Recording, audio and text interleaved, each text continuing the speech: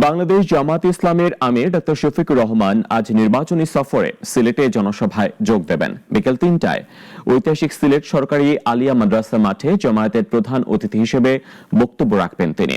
সেখানে আছেন সহকর্মী টুনু তালুকদার। জনসভার প্রস্তুতি সম্পর্কে জানবো তার কাছ থেকে।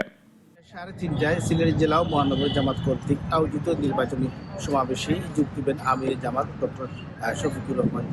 আমি এখন রয়েছি সিলেট ঐতিহাসিক আলিয়া মাদ্রাসা মাঠে। আপনারা দেখতে পাচ্ছেন তারা সব ধরনের প্রস্তুতি সম্পন্ন করেছে। ইতিমধ্যে আইন শৃঙ্খলা বাহিনী তারা পরিদর্শন করে এবং তারা জানিয়েছে যে সব ধরনের ৩ স্তরের নিরাপত্তা জোরদার করে রেখেছে।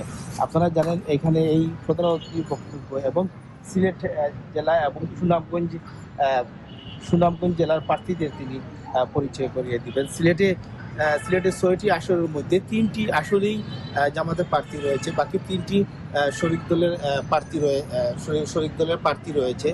তাদেরকে তিনি এখানে পরিচয় করে দেবেন। ইতিমধ্যে জামাতের নেতাকর্মীদের মধ্যে উৎসাহ উদ্দীপনা বিরাজ করছে। জামাতের নেতাকর্মীর সাথে আলোচনা কথা হয়েছে। তারা জানিয়েছেন কয়েক লক্ষ মানুষের সমাগম এখানে ঘটবে।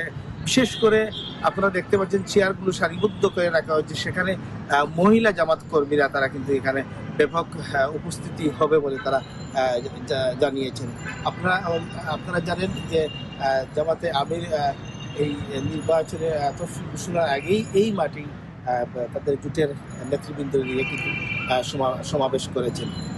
আমি এখন আপনাদেরকে জানিয়ে রাখতে চাই সিলেটের নেতাকর্মীর মধ্যে উৎসাহ উদ্দীপনা বিরাজ করছে। এই সমাবেশকে ঘিরে তাদের নির্বাচনী প্রচারণা এবং নির্বাচনী আমেজ আরো দ্বিগুণ বাড়িয়ে দিবে বলে তারা জানিয়েছেন। এই ছিল আমার কাছে এখনকার মতো সর্বশেষ।